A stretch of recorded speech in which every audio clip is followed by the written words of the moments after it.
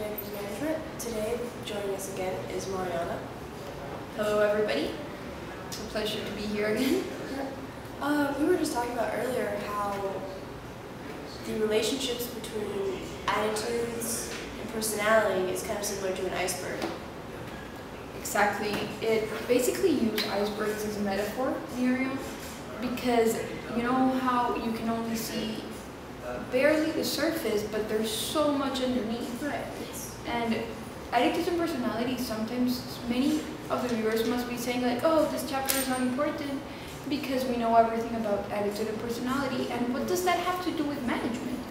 But it actually is really important. There's so much a manager has to take into consideration about attitude and personality, because this really affects how the jobs get done and the organization indeed. Right, this is important because you have to know your employees to be able to function in management. Exactly.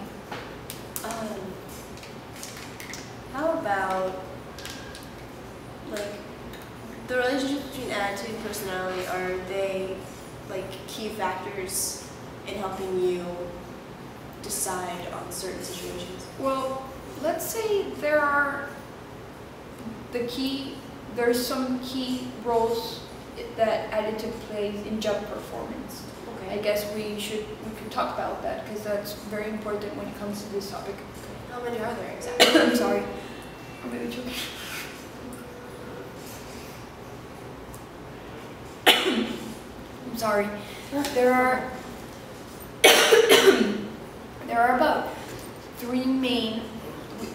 It has been grouped into three main things that attitude plays in job performance. Okay. And the first one would be the cognitive component, which is made up of the beliefs and opinions of knowledge and information held by a person. Okay. The affective component would be the emotional or feeling part of the attitude. Which is really important. Exactly. As is the cognitive component, yes. because it's the opinions and beliefs always affect The an attitude. employee's attitude. And finally, the behavioral component, How they react to which it. is the intention to have in a certain way towards something or something. Okay. Let's dig back a little bit in history. This brings up Leon Festinger in 1950. His theory was based on the incompatibility or inconsistency between behavior or between attitudes and behavioral issues. Perfect. That's really interesting. But we should mention that this theory was called the cognitive dissonance theory. Okay. So that's something to have in mind, a little bit of history there. And this takes us to the topic of personality, which is very important.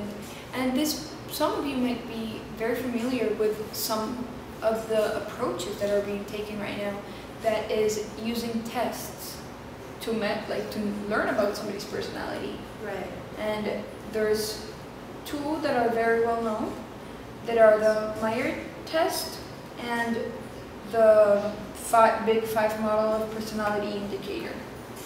And I have personally, I work with tests. I think it's very important, and it's a very good tool to learn a little bit more about the employee or somebody that you're going to hire, or people that make part of your organization. I think it's become very common in most of these occasions to have these tests in the application process. Exactly. It has become very common nowadays. So many of the viewers have probably or heard about it or experienced taking one of the tests. So it, in a way, is very good for a manager to know more about the employee's personality, to know if they're hiring, first of all, the right person, or to know how to deal with this person, or how to place this person in the organization. Because that gives you a better possibility of placing that person in the right job or in the right department, as we were talking when we talked about departmentalization a few weeks ago. It seems so complicated, but the way you explain it to me, it starts to become more clear. It's just very important. Some other topics that we cover, as is this one, seems very mundane, seems like something very obvious. Yes. But it's something that when you're a manager, attitude and personality become extremely important.